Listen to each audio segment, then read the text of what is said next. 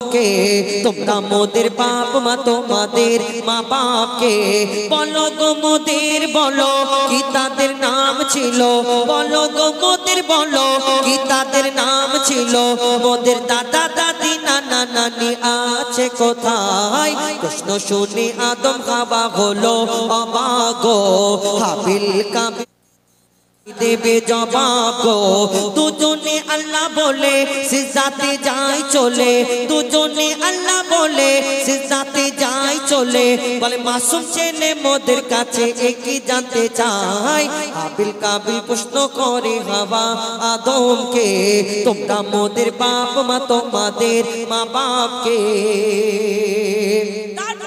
কি উত্তর দেবে কেন তাদের বাপ মানে কি উত্তর দেয় কবি ছন্দের মাধ্যমে আরো কি লিখছে দেখো ওই বলছে আদম শোন তোরা শোন মানব জাতির মাঝে সৃষ্টি আমি প্রথম বরবাজির আর হাড়ে খোদা হাওয়াকে গড়ে আর গন্ধম খেলাম দুনিয়ায় এলাম জান্নাত ছেড়ে মোদের কেউ জন্ম দেয়নি মোরা মায়ের দুধ খাইনি মোদের কেউ জন্ম দেয়নি মোরা মায়ের দুধ খাইনি পাইনি মোরা মা বাপের ভালোবাসা মোদের নেই বাবা মোরা এতিম দুজনা বাবা কি মোদের জানা হলো না দুজনে এতিম মিসকিন নেই মোদের মা বাপের দুজনে এতিম মিসকিন নেই মোদের মা বাপের তাই মানব জাতির পিতা মাতা মোরা দুজনা হাবিল কাবিল প্রশ্ন করে হাওয়া আদমকে তোমরা মোদের বাপ মা তোমাদের মা বাপকে এই দুনিয়াতে আল্লাহ আদম আলাইহিস সালামকে যখন প্রথম সৃষ্টি করার পরে মাটির আদমকে সৃষ্টি করার পরে আল্লাহ ফেরেশতাদের ডেকে ডেকে হুকুম করলো এই আমার ফেরেশতারা তোমরা আমার এই সাদের মাটির আদমকে তোমরা সিজদা করে নাও আল্লাহর হুকুমে সেদিন সকল ফেরেশতারা সিজদা করে নিল আল্লাহর হুকুম মেনে নিল একমাত্র একটা ফেরেশতা সিজদা করলো না যার নাম হলো আজাজিল যাকে ফেরেশতাদের সর্দার বলা হতো আল্লাহ তাকে ফেরেশতাদের সর্দার করলো কিন্তু আল্লাহর হুকুম ছিল ওই আদমকে সিজদা করার কিন্তু সেদিন আজাজিল সিজদা করলো না কিন্তু কেন সিজদা করলো না আল্লাহর সব হুকুম যখন মানলো কিন্তু এই আজাজিল কেন সিজদা করলো না তাহলে আজাজিলটা তাহলে আসলে কে এই দুনিয়াতে যেমন আমাকে এই দুনিয়াতে আল্লাহ পাক রব্বুল আলামিন আমাকে আপনাকে আদম জাতকে সৃষ্টি করেছেন আল্লাহর ইবাদত করার জন্য কিন্তু এই দুনিয়াতে আমাদের সৃষ্টি করার আগে আল্লাহ ওই জিন জাতকে সৃষ্টি করলেন আল্লাহর ইবাদত করার জন্য কিন্তু সেই জিন জাত আল্লাহর এত নাফরমানি করতে লাগলো আল্লাহ ফেরেশতাদের হুকুম করলো এই আমার ফেরেশতারা তোমরা জিন জাতকে শেষ করে দাও ধ্বংস করে দাও আর তারপরে এই দুনিয়াতে সব যখন ধ্বংস হয়ে গেল তার মধ্যে ছোট্ট একটা বাচ্চা বেঁচে রয়ে গেল জিন জাতে সেই বাচ্চাটাকে ফেরেশতারা লালন পালন করতে করতে করতে করতে কম বেশি 6 লক্ষ বছর ধরে ইবাদত করে সেই বাচ্চাটা করার পরে যার নাম হলো আজাজিল যাকে ফেরেশতাদের সর্দার বলা হতো কিন্তু তার মনেতে একটু অহংকার রয়ে গেল একটুখানি বেশি না সামান্য অহংকার কি অহংকার আমি আগুনের সৃষ্টি আমি জিন জাত আর আমি মাটির পুতুলকে মাটির আদমকে সিজদা করব এটা কেমন করে হয় এই দুনিয়াতে এই ছোট্ট একটা অহংকারের জন্য আল্লাহ তাকে ফেরেশতাদের সর্দার রাখলো না শয়তানদের সর্দার করে দিল ইবলিস শয়তান করে দিল আমরা আদম জাত আমরা অহংকার করি কেউ রূপের অহংকার করি কেউ টাকার অহংকার করি কেউ এই দুনিয়াতে ক্ষমতার অহংকার করি তোমাকে কবরে যেতে হবে তোমাকে কিন্তু মনে রাখতে হবে কবি ছন্দের মাধ্যমে সেই সম্পর্কে আরো কি লিখছে দেখো নিয়ে কাদা মাটি ধুল খোদা গড়লো পুতুল নিয়ে কাদা মাটি ধুল খোদা গড়লো পুতুল সে পুতুলে দিল নূরে মুহাম্মদ রাসূল পুতুল নড়ে চড়ে আবার সিজদা করে সারা কায়নাতের জ্ঞান খোদা দিল যে তারে জিবরিল আমিনকে ধরে আজাজিল দুঃখ করে জিবরিল আমিনকে ধরে আজাজিল দুঃখ করে আমাকে ভুলে গেল খোদা আদমের মায়ায় আমি জিন জাত তবু ফেরেশতাদের সর্দার সব থেকে বেশি জ্ঞানী হে আমার অহংকার আগুনে আমার জনম আর মাটিতে গড়া আদম আগুনে আমার জনম আর মাটিতে গড়া আদম, আর আদমকে সে সিজদা দেবে আমার দুটি পায়। হাবিল কাবিল প্রশ্ন করে হাওয়া আদমকে, তোমরা মোদের বাপ মা তোমাদের মা বাপকে। হাবিল কাবিল প্রশ্ন করে হাওয়া আদমকে, তোমরা মোদের বাপ মা তোমাদের মা বাপকে। বলো গো মোদের, বলো কি তাদের নাম ছিল, বলো গো মোদের, বলো কি তাদের নাম ছিল। মোদের দাদা দাদি নানা নানি আছে কোথায়? হাবিল কাবিল প্রশ্ন করে হাওয়া আদমকে, তোমরা মোদের বাপ মা তোমাদের মা বাপকে। হাবিল কাবিল প্রশ্ন করে হাওয়া আদমকে, তোমরা মোদের বাপ মা তোমাদের মা বাপকে। এবার আমার দাদার ফরমাইশ, এই 5 ওয়াক্ত নামাজ নিয়ে, যেই নামাজ আমরা পড়ে থাকি। আচ্ছা হ্যালো, এখনই আমাদের এখানে উপস্থিত হলো আমাদের ক্লাবের, মন দিয়ে শুনতে হবে তবে বুঝতে পারবেন। কেন এই ঘটনামূলক গজল মন দিয়ে না শুনলে তাহলে মিডিল থেকে যদি কিছুটা ছেড়ে যায় তাহলে কিন্তু বোঝা যাবে না। তো আমি অনুরোধ করবো একটু মন দিয়ে শুনবেন এই ঘটনামূলক গজল। 5 ওয়াক্ত নামাজ আমরা যে পড়ি, এই 5 ওয়াক্ত নামাজ কিভাবে এলো এবং এই 5 ওয়াক্ত নামাজ কেন হলো, 5 ওয়াক্ত নামাজ 5টার সময় কেন হলো, সেই সম্পর্কে ইনশাল্লাহ আপনাদের সম্মুখে তুলে ধরবো। তো এই দুনিয়াতে আল্লাহ রসুল মিরাজে গেলেন, আমরা সবাই জানি। মিরাজে যখন গেলেন আল্লাহ পাক রব্বুল আলামিন সেখানে উম্মতের কথা জিকির করলেন, আর আল্লাহ খুশি হয়ে এই উম্মতের জন্য, আমাদের জন্য আল্লাহ আমার নবী হুজুর পাক সাল্লাল্লাহু আলাইহি সাল্লামকে তোফা স্বরূপ এই নামাজ দিয়েছিলেন। কতটা? 50 ওয়াক্ত নামাজ সর্বপ্রথম দেওয়া হয়েছিল আমার নবীকে। আবার তিনি যখন ফিরে আসছেন সেইখানে অন্যান্য নবীগণ বললেন, ইয়া রাসূলুল্লাহ, ইয়া হাবিবাল্লাহ, আপনার উম্মত এই 50 ওয়াক্ত নামাজ আদায় করতে পারবেন না। তাহলে কি হলো? আবার আমার নবী আল্লাহর কাছে গেলেন, আবার গিয়ে 5 ওয়াক্ত কমালেন, 45 হলো। আবার যখন আসলেন, ইয়া রাসূলুল্লাহ, ইয়া হাবিবাল্লাহ, আপনার উম্মত পারবে না। আবার গেলেন, এই করে টোটাল যাওয়া আসা করতে করতে 9 বার আমার নবী গেলেন। 5 5 5 5 করে কমিয়ে কমিয়ে সর্বশেষে 5 ওয়াক্ত এসে দাঁড়ালেন। আবার বললেন, ইয়া রাসূলুল্লাহ, ইয়া হাবিবাল্লাহ, পারবে না এই 5 ওয়াক্ত। তখন আমার নবী বললেন, না আর কেমন করে যাব। কিন্তু এই 5 ওয়াক্ত নামাজ যে এসে সর্বশেষে দাঁড়ালো, বেশ 15ই দাঁড়াতে পারতো, 10-এ দাঁড়াতে পারতো, আর অন্যান্য সংখ্যায় দাঁড়াতে পারতো, কিন্তু না, 5 ওয়াক্ত হলো। কিন্তু এই 5 ওয়াক্ত কেন হলো বলুন তো? এই 5-এর মধ্যে একটা ভেদ, একটা রহস্য লুকিয়ে রয়েছে। এই 5 ওয়াক্ত নামাজ কিভাবে এলো এবং 5 ওয়াক্ত নামাজ রাজ কি? তো কবি ছন্দের মাধ্যমে সেই সম্পর্কে অতি মূল্যবান কথাই লিখছে, দেখুন। 50-এর বদল 5 তো দিল আল্লাহ দয়াময়, ওগো আল্লাহ দয়াময়। পেয়ে তোফা মুস্তাফা মোর মহা খুশি হয়, পেয়ে তোফা মুস্তাফা মোর মহা খুশি হয়। 50-এর বদল 5 তো দিল আল্লাহ দয়াময়, ওগো আল্লাহ দয়াময়। পেয়ে তোফা মুস্তাফা মোর মহা খুশি হয়, পেয়ে তোফা মুস্তাফা মোর মহা খুশি হয়। ওই ফজর জোহর আসর মাগরিব ঈশা কেন হয় বলো, ঈশা কেন হয়? আর কখনো 2 কখনো 3 4 রাকাত কেন হয়? কখনো 2 কখনো 3 4 রাকাত কেন হয়? 50-এর বদল 5 তো দিল। তো সর্বপ্রথম এই ফজরের নামাজ 2 রাকাত কেন হলো এবং ভোরের বেলায় কেন হলো? এইতে অন্য সময় তো হতে পারতো না। আল্লাহ পাক রব্বুল আলামিন আদম আলাইহিস সালাম মা হাওয়াকে যখন ক্ষমা করলেন, দুজনের মিলন হলো আরাফাতের ময়দানে, আল্লাহর দরবারে শুকরিয়া আদায় করলেন, ইয়া আল্লাহ আপনি আমাদের ক্ষমা করেছেন, আল্লাহর দরবারে তোমার দরবারে আমরা শুকরিয়া আদায় করি। আল্লাহ বলল, না, এইভাবে শুকরিয়া আদায় করলে হবে না। পিতা আদমকে সেদিন 4 রাকাত নামাজ পড়ার হুকুম আল্লাহ দান করলেন, যে আমার আদম তুমি 4 রাকাত নামাজ আদায় করো, আমি আল্লাহ আমার নামে 2 রাকাত এবং তোমার বাপ মার নামে 2 রাকাত। আল্লাহ হুকুম দিয়েছিলেন 4 রাকাত, কিন্তু পিতা আদম সেদিন 2 রাকাত নামাজ পড়ে বসে গেলেন। কিন্তু কেন? আল্লাহর হুকুম ছিল 4, তিনি 2 রাকাত কেন পড়লেন? সেই সম্পর্কে কবি ছন্দের মাধ্যমে আরো কি লিখছে, দেখুন। গন্ধম খাওয়া আদম হাওয়া শুকরিয়া জানায়,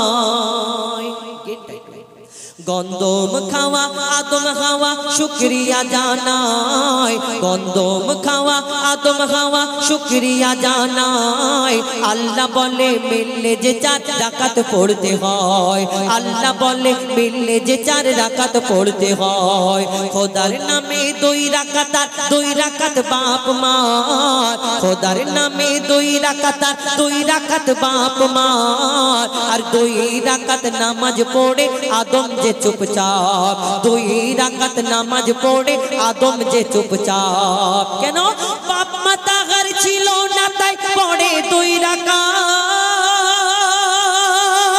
বাপ মা তাগার ছিল না তাই পড়ে 2 রাকাত। ফজরের ঘটনা তাই ফজরের 2 রাকাত, ফজরের ঘটনা তাই ফজরের 2 রাকাত। হলো মিরাজ এলো নামাজ এ মহাপুরস্কার, ও ভাই মহাপুরস্কার।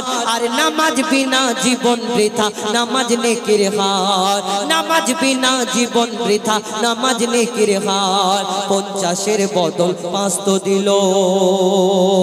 অর্থাৎ আল্লাহর হুকুমে সেদিন আদম আলাইহিস সালাম 2 রাকাত নামাজ পড়েছিল, 4 রাকাত কেন? তার বাপ মানে বাপ মাকে আল্লাহ কি সম্মান কি ইজ্জত দান করলেন। তারপরে দুপুর বেলায় জোহরের নামাজ কেন হলো? আর এই জোহরের নামাজ যারা আদায় করবে আল্লাহ কোরআন শরীফে তাদের জন্য ঘোষণা করেছে তাদের এক একটা গায়ের পশমও জাহান্নামের আগুন ছুঁতে পারবে না এই দুনিয়াতে। কিন্তু এই দুপুরের নামাজ 4 রাকাত কেন হলো? দুপুর বেলায় কেন হলো? কবি ছন্দের মাধ্যমে লিখছে, দেখুন। নমরুদের আগুন হতে যখন ইব্রাহিম মুক্তি পায়, নমরুদের আগুন হতে যখন ইব্রাহিম মুক্তি পায়, আগুনে ফুল ফুটতে দেখে মাথা ঝুঁকে যায়, নমরুদের মাথা ঝুঁকে যায়। বলে আল্লাহ খলিলুল্লাহ শুকর পড়তে হয়। আল্লাহ তোমার দরবার শুকরিয়া, এই আগুনের যে ক্ষমতা নেই তোমার বিনা হুকুমে আমার একটা গায়ের পশম পড়িনি। আল্লাহ তোমার কাছে লাখ লাখ শুকরিয়া। আল্লাহ বলো খলিল আমার, তোমাকে ওইভাবে শুকরিয়া আদায় করলে হবে না, তোমাকে কেমন ভাবে শুকরিয়া আদায় করবে? আল্লাহ তাকে কি বললেন? কবি ছন্দের মাধ্যমে লিখছে, দেখুন। বলে আল্লাহ খলিলুল্লাহ শুকর পড়তে হয়, বলে আল্লাহ খলিলুল্লাহ শুকর পড়তে হয়। 2 রাকাত আমার তরে 2 বাপ মার হিসায়, 2 রাকাত আমার তরে 2 বাপ মার হিসায়। দুপুর বেলা খলিলুল্লাহ নামাজ পড়ে না, দুপুর বেলা খলিলুল্লাহ নামাজ পড়ে না। তার নাম যে জোহর পেল কদর কোরআনের পারায়, তার নাম যে জোহর পেল কদর কোরআনের পারায়। এই জোহর নামাজ আদায়কারী সে মোর প্রিয় হয়। কবি বলছে না, আল্লাহ কোরআনে ঘোষণা করছে ওই জোহর নামাজ আদায়কারী সে মোর প্রিয় হয়, ওগো সে মোর প্রিয় হয়। তার গায়ের পশম খোদার কসম দোজাক না জ্বালায়, তার গায়ের পশম খোদার কসম দোজাক না জ্বালায়। 50-এর বদল 5 তো দিল। আসরের নামাজ বিকাল বেলায় কেন হলো? 4 রাকাত কেন হলো? সেই সম্পর্কে কবি ছন্দের মাধ্যমে আরো কি লিখছে, দেখো।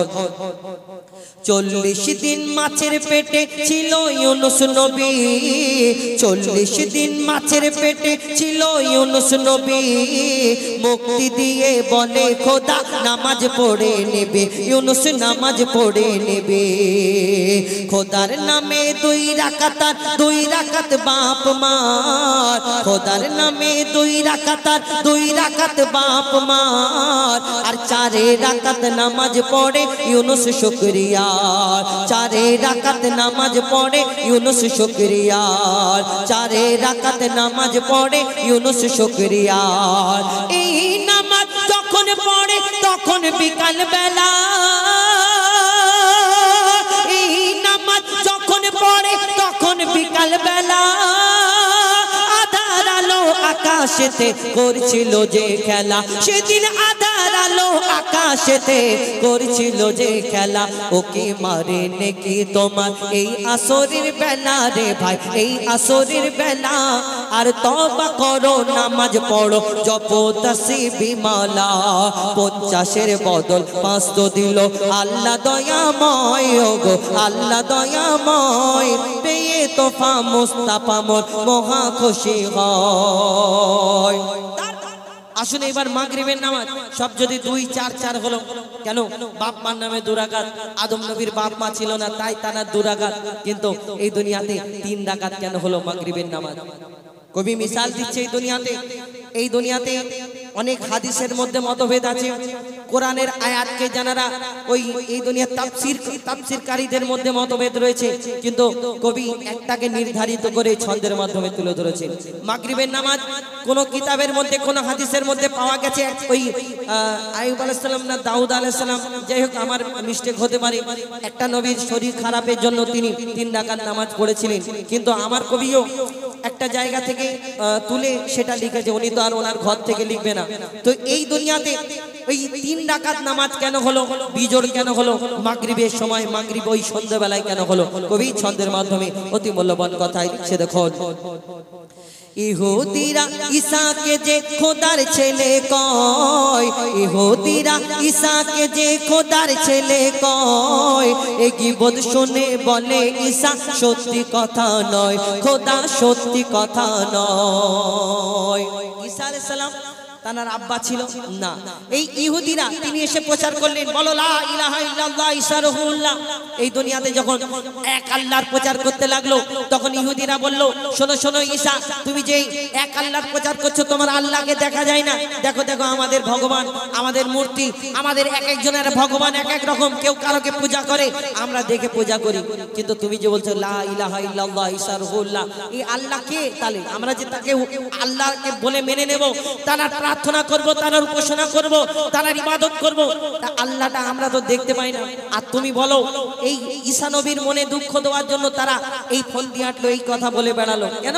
ওই ঈসা শোনো, আমাদের সবাইয়ের বাপ আছে, আর আমরা সবাই আমাদের ভগবান দেখা যায়, কিন্তু তুমি যে এক আল্লাহর প্রচার করছো, তোমার এই দুনিয়াতে তোমার বাপ নেই কেন? মা মারিয়ামের গর্ভ হতে এই আল্লাহ সব কিছু পারে ঈসা নবীকে দুনিয়ার মধ্যে পাঠালেন, কিন্তু এই ঈসা নবীকে যখন কটাক্ষ করলেন, কথা বললেন, ডাকালেন, তখন ঈসা নবী মনের দুঃখে জঙ্গলে চলে যায়। কি হয় কবি ছন্দের মাধ্যমে আরো কি লিখছে দেখো, ইহুদিরা ঈসাকে যে খোদার ছেলে কয়, ইহুদিরা ঈসাকে যে খোদার ছেলে কয়, এ গীবত শুনে বলে ঈসা সত্যি কথা নয়, আল্লাহ সত্যি কথা নয়। সে মনের দুঃখে বনে গিয়ে কাদা কাটা করে, আর 4 রাকাতের বদলে ঈসা 3 রাকাত নামাজ পড়ে, 4 রাকাতের বদলে ঈসা 3 রাকাত নামাজ পড়ে।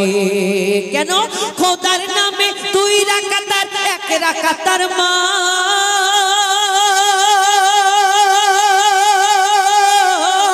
খোদার নামে 2 রাকাত আর 1 রাকাতার মা, আর পাপ ছিল না 3 হলো তাই হলো না যে 4, পাপ ছিল না 3 হলো তাই হলো না যে 4। এই নামাজ যখন পড়ে তখন যে মাগরিব, ও ভাই তখন যে মাগরিব, আর শোন রে এতিম বাপের স্নেহ দেবে এ মাগরিব, শোন রে এতিম বাপের স্নেহ দেবে এ মাগরিব, 50-এর বদল 500 দিল। ঈশার নামাজ রাত্রে 4 রাকাত কেন হলো? এবং এই ঈশার নামাজ যদি কেউ আদায় করে রাত্রে শুয়ে পড়ে, তাহলে তার জন্য আল্লাহ কি ফায়দা, কি ফাজিলাত রেখেছে, শেষ কথায় কবি ছন্দের মাধ্যমে লিখছে দেখো, খোদা দহি ফেরাউন দিচ্ছিল বড় জ্বালা, আর আল্লাহ বলে মুসা নবী দেশ ছেড়ে তুই পালা, ও মুসা দেশ ছেড়ে তুই পালা। ফেরাউন সঙ্গপঙ্গ তাড়া করতে লাগলো, মুসা নবী যখন ছুটতে ছুটতে নীল দরিয়ার সামনে, আল্লাহ এবার কি হবে? আল্লাহ বলে ওই ও মুসা, তুমি ওই তোমার হাতের আশাবাড়িটা নীল দরিয়ায় রাখো, তারপরে বাকি আমি আল্লাহ আমার কাজ আমি করতে থাকবো, তোমাকে আর চিন্তা করতে হবে না। তারপর কি হয় কবি ছন্দের মাধ্যমে লিখছে দেখো, খোদা দহি ফেরাউন দিচ্ছিল বড় জ্বালা, আর আল্লাহ বলে মুসা নবী দেশ ছেড়ে তুই পালা, ও মুসা দেশ ছেড়ে তুই পালা। মুসা নীল দরিয়ায় আশা মারে দরিয়া হলো ফাঁক, মুসা নীল দরিয়ায় আশা মারে দরিয়া হলো ফাঁক। আর ওই পারেতে উঠলো মুসা ডোবে ফেরাউনের ঝাঁক, ওই পারেতে উঠলো মুসা ডোবে ফেরাউনের ঝাঁক। পারে যখন উঠলো মুসা তখন ছিল এশা, পারে যখন উঠলো মুসা তখন ছিল এশা। আশা তুলে মুসা পড়ে 4 রাকাতের এশা, সেদিন আশা তুলে মুসা পড়ে 4 রাকাতের এশা।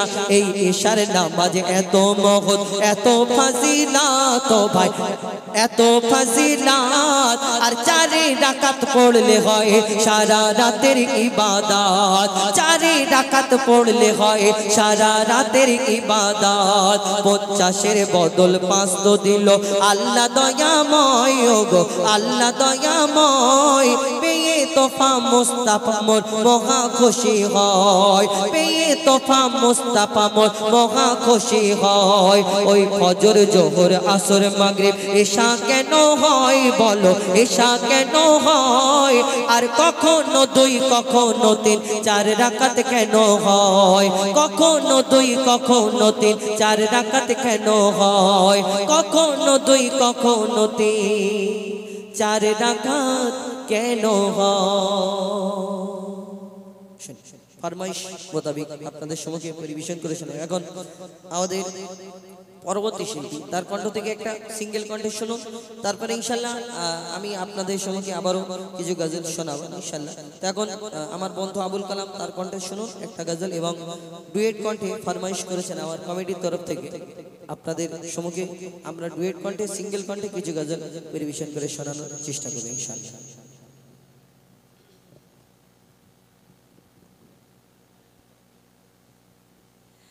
যাই হোক, শুনলেন এতক্ষণ আমার বন্ধু হুজাইফা তার কণ্ঠ থেকে ফরমাইশ কিছু গজল। তো আমার ভাইজানেরা কয়েকটি গজলের ফরমাইশ করেছেন, সেগুলো আপনাদের সামনে আমি ছোট ছোট করে পরিবেশন করে শোনাবো। তারপরে আমার ভাইরা ডুয়েট কণ্ঠে মায়ের সম্মান বেশি না বাপের সম্মান বেশি সে গজলটি ফরমাইশ করেছেন, ইনশাল্লাহ আপনাদের সামনে আমরা পরিবেশন করে শোনাবো।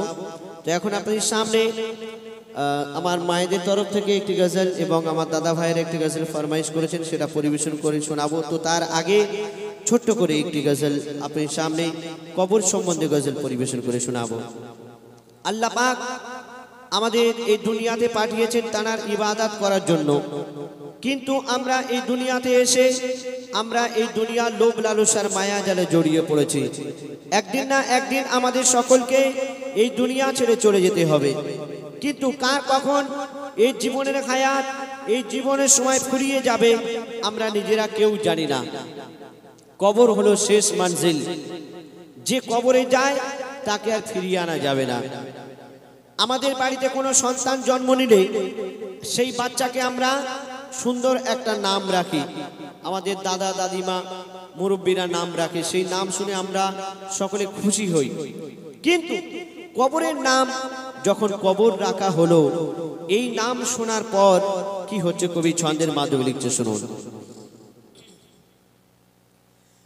বলছে কবর আল্লাহ যখন রাখে আমার নাম, বলছে কবর আল্লাহ যখন রাখে আমার নাম, আমার নাম শুনে সবার বদন থেকে বেরোয় ঘাম, আমার নাম শুনে সবার বদন থেকে বেরোয় ঘাম।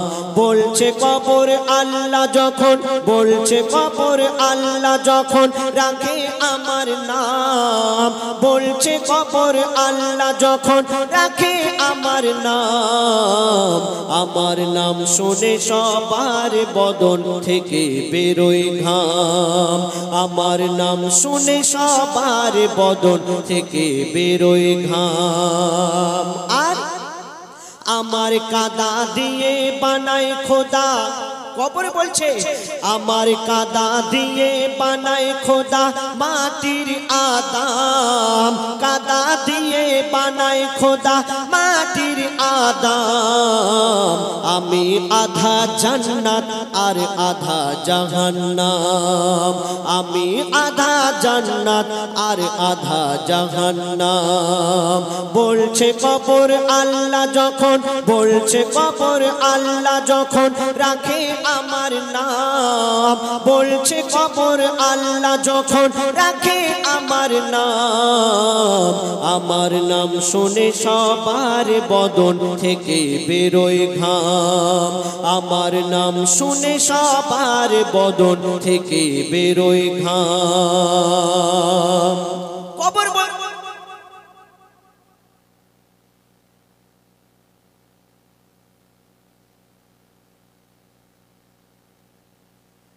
হ্যালো, কবর বলছে আমি এমন একটি ঘর যে আমার ঘরে আসবে, দুনিয়াতে যদি ভালো কাজ করে আসে, আল্লাহর হুকুম নবীর তরিকা মতো কাজ করে আসে, তাকে আমি অনেক খাতির যত্ন করব।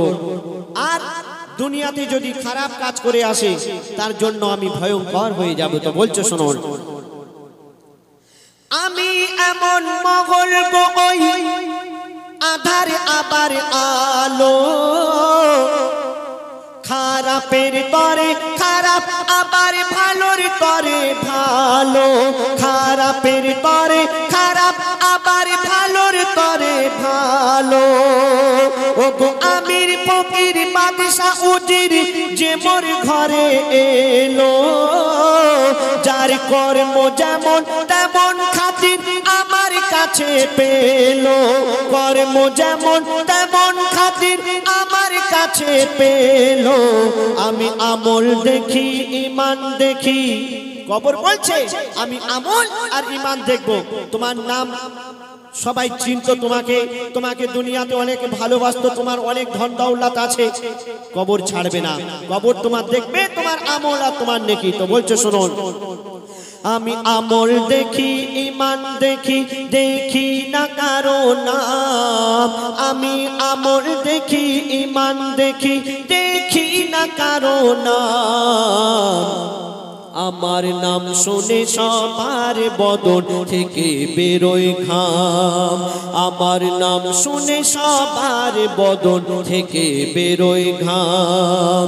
বলছে কবর আল্লাহ যখন রাখে আমার নাম, বলছে কবর আল্লাহ যখন রাখে আমার নাম।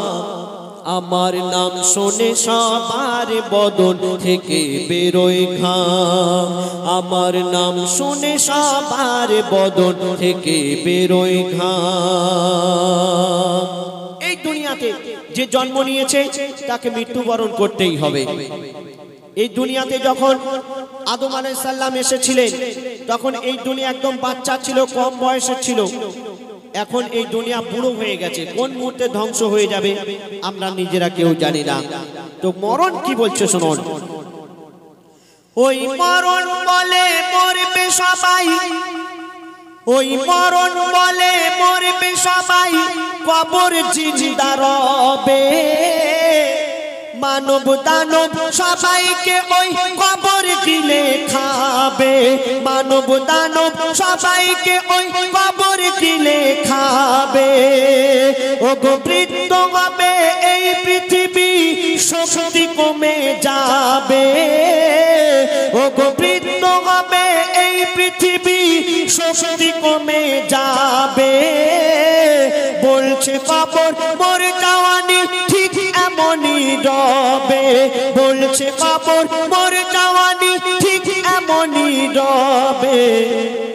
আমি হই না বুড়া হই না খোড়া, কবর বলছে আমি হই না বুড়া হই না খোড়া, আমার এত দাম। আমি হই না বুড়া হই না খোড়া, আমার এত দাম। আমি আধা জান্নাত আর আধা জাহান্নাম, আমি আধা জান্নাত আর আধা জাহান্নাম। বলছে কবর আল্লাহ যখন রাখে আমার নাম, বলছে কবর আল্লাহ যখন রাখে আমার নাম, আমার নাম শুনে সবার বদন থেকে বেরোয় ঘাম, আমার নাম শুনে সবার বদন থেকে বেরোয় ঘাম। আমাদের বাড়িতে যখন কোনো অনুষ্ঠান হয় তখন আমাদের বাড়িতে আত্মীয় স্বজন বা কুটুম আসে, তাই না? এই আপনাদের এলাকায় অনুষ্ঠান হচ্ছে, অনেক কুটুম এসছে তো হয়। তো কবর বলছে এই দুনিয়াতে যত মানুষ আছে, যত ইনসান আছে, সবাই আমার কুটুম, আর আমার বাড়িতে একদিন না একদিন আসতেই হবে। আপনি যখন আত্মীয় স্বজনের বাড়িতে যাবেন খালি হাতে যেতে পারবেন? কিছু খাবার বা ফল টল কিছু নিয়ে যেতে হবে। তো কবর বলছে আমার বাড়িতে যখন আসবে দুনিয়ার কোনো খাবার নিয়ে আসলে হবে না, তাহলে কি নিয়ে আসতে হবে? ভালো আমল নেকি নিয়ে আসতে হবে। আর আপনি আত্মীয় স্বজনের বাড়িতে যাবেন, কাউকে নিয়ে যেতে পারেন, কেউ কিছু বলবে না, কিন্তু কবর বলছে আমার বাড়িতে যখন আসবে একা আসতে হবে। কেন বলছে শুনুন। এই দুনিয়াতে সব আমার কুটুম, এই দুনিয়াতে সব আমার কুটুম, করি কুটুম্বিতে আমি খোদার হুকুম মেনে চলি দিনে আর ওই রাতে, খোদার হুকুম মেনে চলি দিনে আর ওই রাতে। বলি খাবার ঝুলি নিয়ে আসবে না কেউ আমার বাড়িতে, বলি খাবার ঝুলি নিয়ে আসবে না কেউ আমার বাড়িতে। বউ ছেলে আর কাউকে জানো আনবে না ওই সাথে, বউ ছেলে আর কাউকে জানো আনবে না ওই সাথে। কেন? আমি নেই না কারো, খাই না কারো। কবর বলছে আমি নেই না কারো, খাই না কারো, হই তবু বদনাম। আমি নেই না কারো, খাই না কারো, হই তবু বদনাম। আমার নাম শুনে সবার বদন থেকে বেরোয় ঘাম, আমার নাম শুনে সবার বদন থেকে বেরোয় ঘাম। আমার কাদা দিয়ে বানায় খোদা, আমার কাদা দিয়ে বানায় খোদা মাটির আদাম, আমার কাদা দিয়ে বানায় খোদা মাটির আদাম। আমি আধা জান্নাত আর আধা জাহান্নাম, আমি আধা জান্নাত আর আধা জাহান্নাম, আমি আধা জান্নাত আর আধা জাহান্নাম। শুনলেন? এবার এটা আমার পছন্দ মতো গজল শোনালাম। এবার আমার কমেডি ভাইরা একটি গজলে ফরমাইশ করেছেন, খুব বিখ্যাত গজল, হয়তো আপনারা অনেকে শুনেছেন। তো সেই গজলটি ছোট্ট করে গাইব, তারপরে আমি এবং আমার বন্ধু হুজাইফা কিছু ডুয়েট গজল আছে সেগুলো শোনাবো। তারপর আমাদের মুস্তাকিম ভাই, রিজাউল ভাই আছে এবং আমাদের আলম আছে। আমরা সকলে মিলেমিশে আজকের এই সুন্দর মেহফিলে আমরা সুন্দর সুন্দর গজল গিয়ে শোনাবার চেষ্টা করব। বিশেষ করে আমার মায়েরা যেভাবে মন দিয়ে গজল শুনছেন আপনাদেরকে অনেক অনেক ধন্যবাদ। আমার দাদা ভাইরা তো ফাঁকা করে দিয়েছে। আচ্ছা, এই গজলটি আমার ওস্তাদ জনাব ইশকে হাবিব সাহেব তানারি তৈরি করা সুর, এবং গজলটি লিখেছেন আপনারা জানেন কলম পত্রিকা, কলম পত্রিকার একজন সাংবাদিক, তিনি লিখেছেন খুব বিখ্যাত গজল। মৌলিক সুরে আপনার সামনে পরিবেশন করে শোনাবো ইনশাআল্লাহ। মোস্তফা ঘুমায় দে দোলা দে দোলা দে দোলনাতে দোলা দলে দলে চারপাশে যায় আসে, হুরেরা দলে দলে চারপাশে যায় আসে, ফারিস্তারা পাহারায় মোর মোস্তফা ঘুমায়, মোর মোস্তফা ঘুমায়। দে দোলা দে দোলা দে দোলনাতে দোলা দে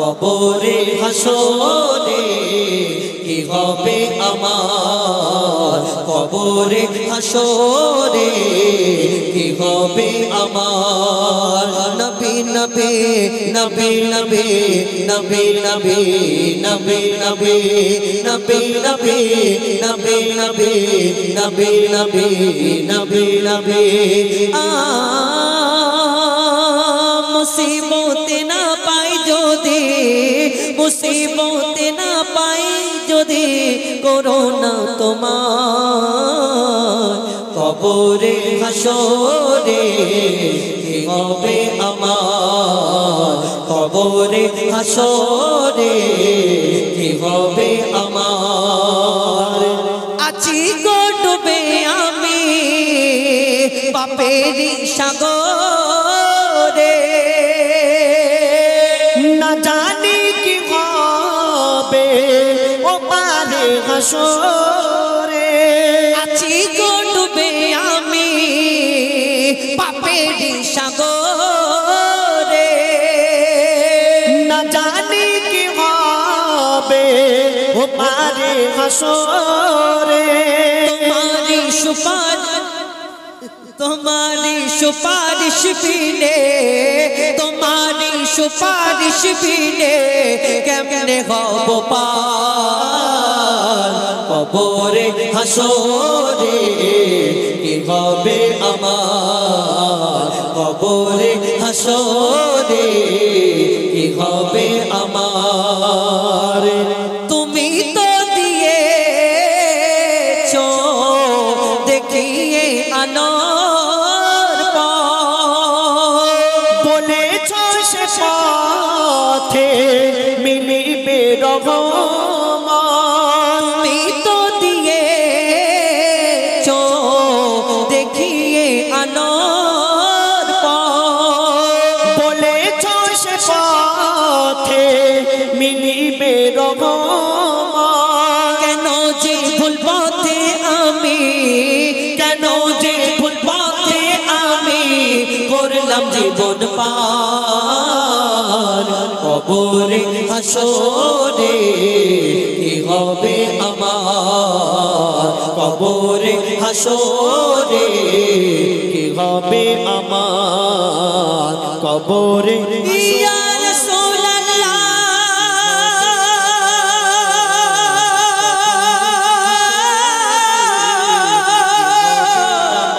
ইয়া রাসূলুল্লাহ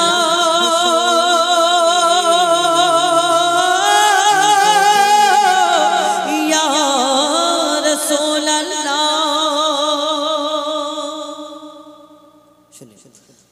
ডুয়েট কণ্ঠে আপনাদের সম্মুখে পরিবেশন করে শোনালাম।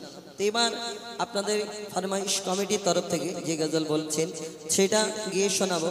এই ঝগড়ার গজল, এটা ডিবেটের গজল, কথাবার্তা আছে, মন দিয়ে শুনতে হবে, বুঝতে হবে। আর সত্যি বলতে আমরা চেয়েছিলাম এই ঝগড়া, এই গজল জগতে আমরা ঝগড়া প্রথম শুরু করার পরে তারপরে এমন একটা পরিস্থিতি এসে গেছিল, আমরা চিন্তা করেছিলাম যে এই ধরনের গজল আর কোনোদিন গাইব না।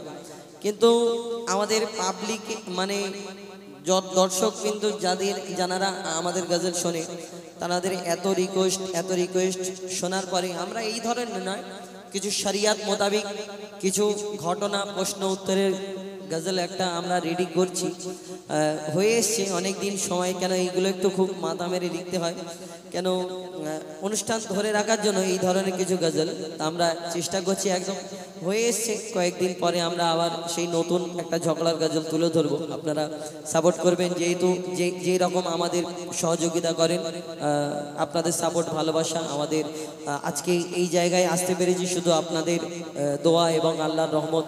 তো এইভাবে সহযোগিতা করবেন আমি অনুরোধ করি। এখন সেই ঝগড়ার গজলটা তুলে ধরবো, ও বলবে প্রশ্ন উত্তরের গজল। চলো।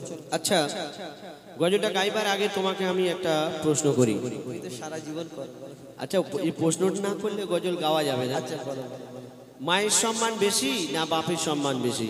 মায়ের সম্মান আল্লাহ অনেক সম্মান দিয়েছে, আমি একটু আগে সব খুলে বললাম। আচ্ছা, বলো না। মা এই দুনিয়াতে সন্তানের জন্য কত কি তুমি সবকিছু জানো।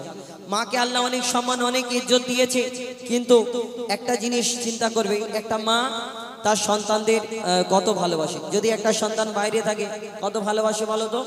যতই সন্তানকে ভালোবাসুক মা, কিন্তু বাপের কিন্তু অনেক দাম আছে। কেন জানো? এই দেখো, ধরো আমি থাকি না, আমার মা সবসময় আমাকে দেখা পায় না, কিন্তু যখন আমার মা আমাকে দেখা হয়, কচি বাবু কালকের খাওয়া দাওয়া করেছি বা অনুষ্ঠান কেমন হলো জিজ্ঞেস করে, মার কাজ। কিন্তু একটা জিনিস দেখি, যেই দেখি আমার আব্বা আসছে, উনি আমার মা তোর আব্বা আসছে, আমাকে কত ভালোবাসে, কতদিন পর দেখতে পেলো, কিন্তু এই তোর আব্বা আসছে, তার মানে ভাবো। আর একটা কথা আমি চিন্তা করি, সাদা মনে কাদা নেই, ছোট মনে কিছু প্রশ্ন জাগে। মা কিন্তু বাপের থেকে মায়ের সমান অনেক, কিন্তু মা যদি একটা জিনিস আমি ভাবি, মা কিন্তু বাপের থেকে লম্বাই ছোট হয়, বাপ লম্বাই বড়, বয়সে বড়, সব দিক থেকে কিন্তু বাপ বড় হয়। আমার এইটা প্রশ্ন জাগে।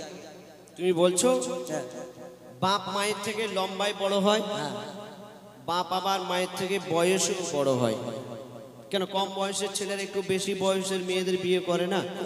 করে না বলা যাবে না, ওই কোনো ইন্টু মিন্টু ব্যাপার থাকলে তখন তো বলবে না দিলে বাবা নিয়ে পালাবে, তখন দিতে হবে।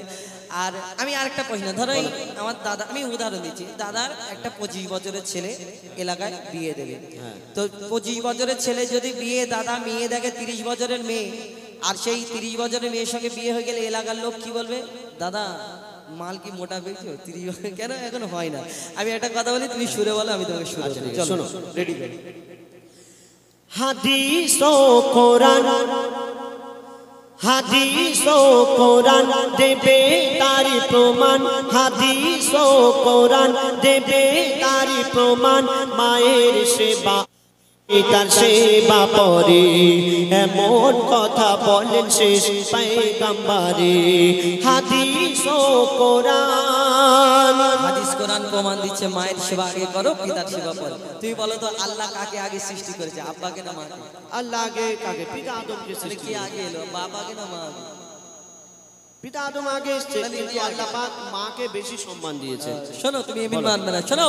তোমারি বাবা হলো জিন্দা কাবা, তোমারি বাবা হলো জিন্দা কাবা, আর প্রথম খোদা গড়লো সবার পিতা আদম, তারপরে মা হাওয়াকে করিল সৃজন। তোমারি বাবা। আচ্ছা হুজাইফা, তুমি যে বলছো পিতা আদমকে আল্লাহ পাক সর্বপ্রথম সৃষ্টি করেছে, তাই বাপের সম্মান বেশি বা বাপ বড়, কিন্তু একটা কথা বলো তো, মা জননী 10 মাস 10 দিন গর্ভে ধরে আমাদের কত কষ্ট করে জন্ম দেয়, এই কষ্টটা আল্লাহ পাক যদি মাকে না দিয়ে আব্বাকে দিত কেমন হতো? মাকে না দিয়ে মার কাজ মা পারবে, বাপের কাজ বাপ পারবে। মার কাজ রান্না বাড়া করা, মার কাজ বাচ্চা কাচ্চা সামলানো, মার কাজ যেই বাপের কাজ বাপ পারবে, মার কাজ। তুমি যদি মায়েদের বলো না, মা গো তুমি একটু ওই বিবির হাটে গিয়ে বা আমতলায় গিয়ে ভ্যান চালাও, পারবে? পারবে না। তুমি যদি বলো মা একটু গাছে উঠে ডাব পাড়ো, তো পারবে? পারবে না। যেটা যার কাজ সে পারবে। তুমি মাইক বলা, আমি দাদাকে বলছি দাদা একটু ইগো বাড়িয়ে দাও, বাড়িয়ে দিচ্ছে। বেশ বাড়িয়ে দাও, বাড়িয়ে দিচ্ছে। তুমি ওনাকে, তুমি একটা মায়েদের বলো না বেশ বাড়িয়ে দাও, পারবে? পারবে না। এই তোমাদের ধরো আমাদের ইউটিউবার ভাইরা, আমি এই রুল ভাই, এ কোথায় কোথায় চলে যাচ্ছে, কোথা থেকে, সেই ক্যানিং থেকে আমতলায় চলে এসছে ভিডিও করতে। এটা বাপের কাজ, বাপের কাজ বাপ পারবে, মার কাজ মা পারবে। তুমি বলো। বাপের কাজ বাপ পারবে, মায়ের কাজ মা পারবে, কিন্তু হুজাইফা শুনে রাখো, আমি বলছি বাপের কাজ মা পারবে, কিন্তু মায়ের কাজ বাপ পারবে না। শুনবে, এখন যদি আমার মায়েদের বলি মা গো একটু বেশ বাড়িয়ে দাও, ইকো বাড়িয়ে দাও, ওনারা জানে না তাই পারবে না। কিন্তু আমার মায়েদের যদি প্র্যাকটিস করানো যায়, আজ না হয় 1 মাস 2 মাস 3 মাস পরে কোনটা বেস, কোনটা ট্রিপল, কোনটা ইকো কি আছে সব বাড়িয়ে দেবে। মায়েরা চাঁদের দেশে চলে যাচ্ছে আর সামান্য ইকো বাড়াতে পারবে। কিন্তু দাদাকে যদি বলি দাদা তুমি একটা সন্তান জন্ম দাও, তো খালি উল্টো পাল্টা কথা শুনে বলো, শুনেই তো বলবো, শোনো খালি উল্টো পাল্টা প্রশ্ন। কত যাতনা সহিল গর্ভে তোমার ধরে, কত যাতনা সহিল গর্ভে তোমার ধরে, রক্ত মাংস খেয়ে বাঁচলি মায়েরই উদরে। স্নেহময় মাঝে আমার মমতারি চাদর, কত আঘাত সয়েছে মা করেছে তোর আদর। মায়ের সেবা না করিলে দোয়া হবে না কবুল, মায়ের সেবা না করিলে দোয়া হবে না কবুল। মাকে ভালোবাসলে খুশি হবে আল্লাহ রাসূল। হোজাইফা তুমি বলো আর জ্ঞানের আঁখি খোলো, হোজাইফা তুমি বলো আর জ্ঞানের আঁখি খোলো।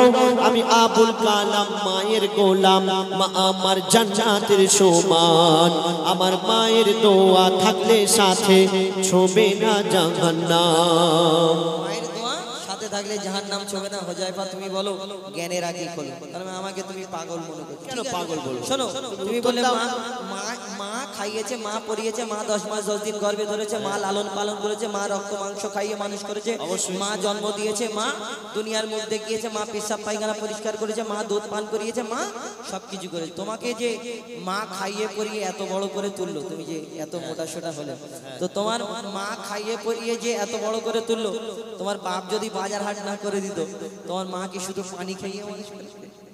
কেন বাপ যদি বাজার না করে যায় খাওয়া হবে না? কি করে খাওয়া হবে?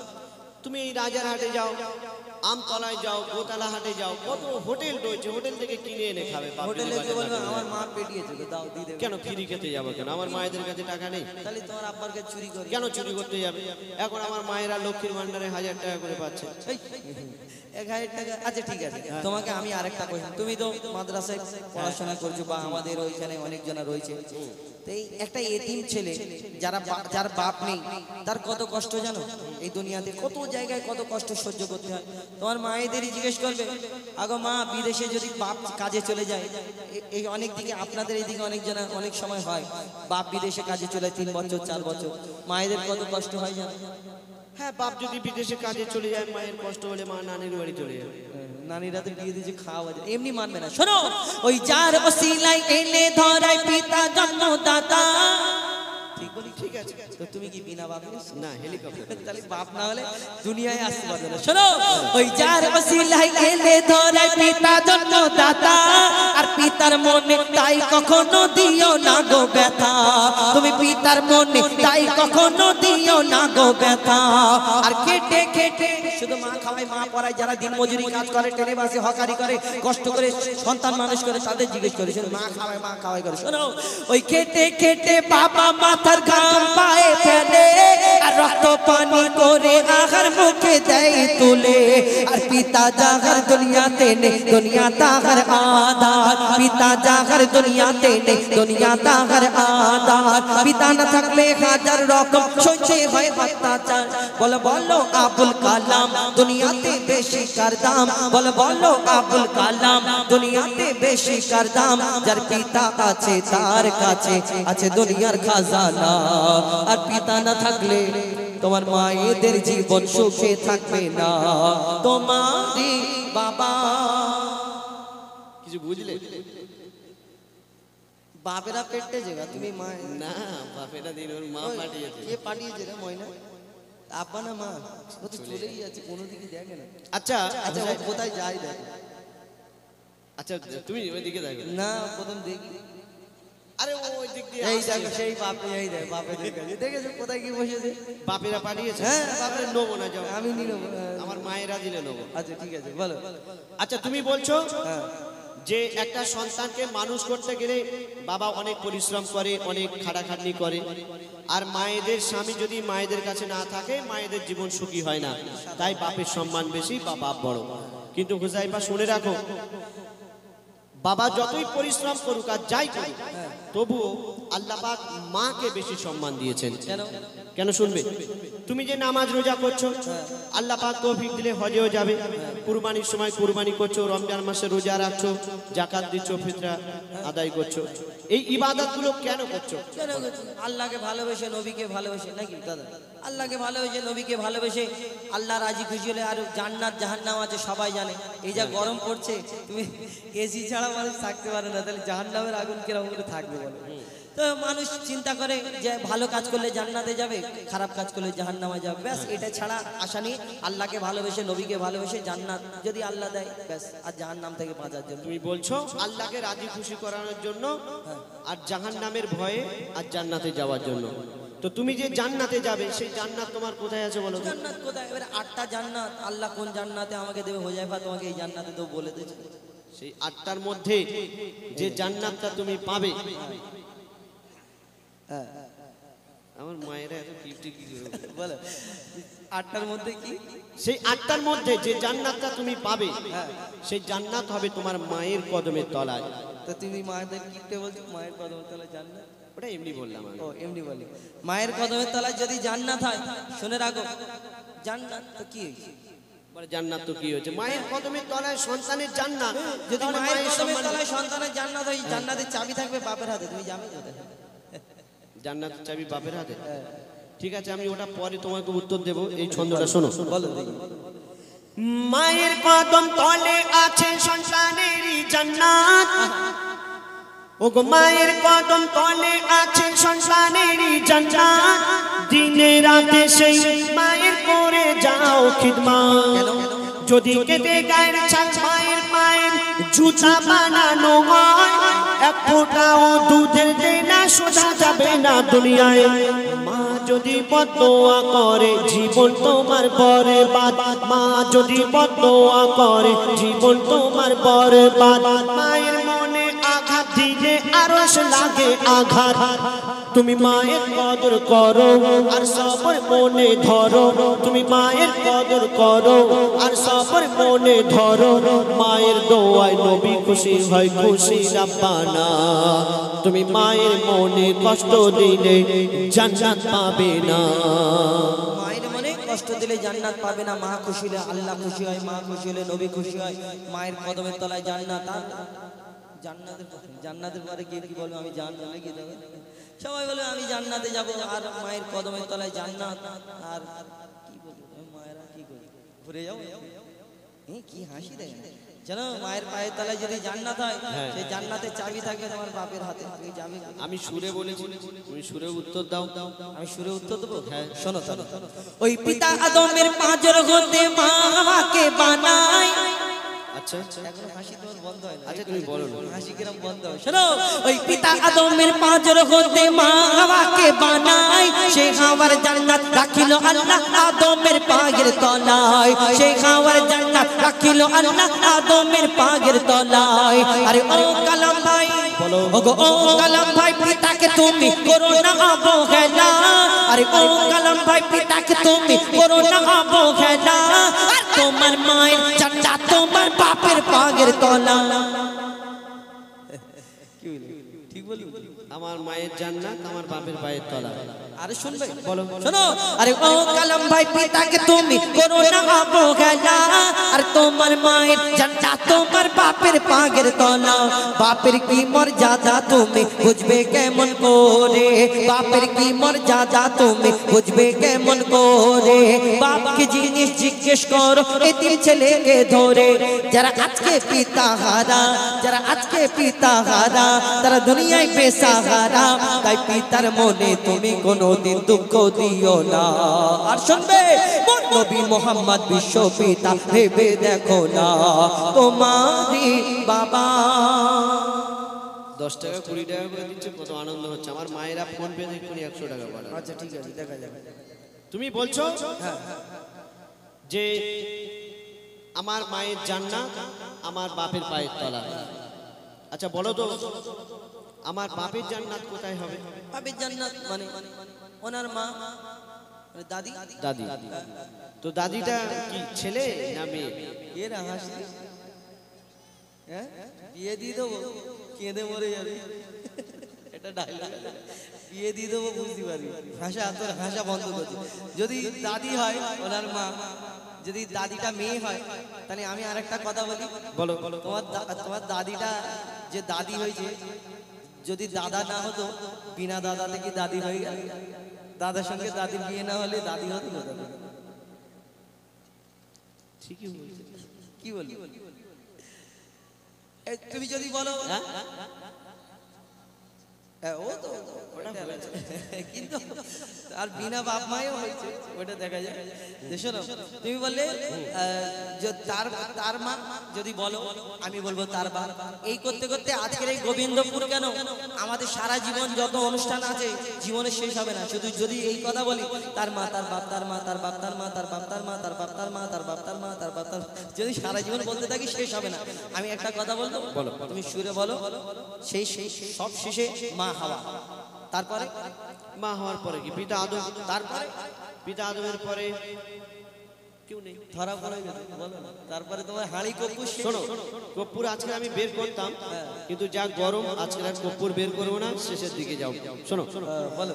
ও হুজাইফা আমার মনে হয়, ও হুজাইফা আমার মনে হয় এই ঝগড়ার শেষ হবে না। বাপ মা ছাড়া কোনো সন্তান দুনিয়াতে আসে না। আব্বা মা দুজনকে লাগে। শোনো, আরে ও কালাম ভাই এবার তুমি সোজা রাস্তায় এসো। আরে ও কালাম ভাই এবার তুমি সোজা রাস্তায় এসো। আর তোমার হাড়িতে কোনে তাই ভাগাছি বসো। আরে ও কালাম ভাই এবার তুমি সোজা রাস্তায় এসো। আর ঝগড়া ঝাঁটি শেষ করে শেষের দিকে এসো।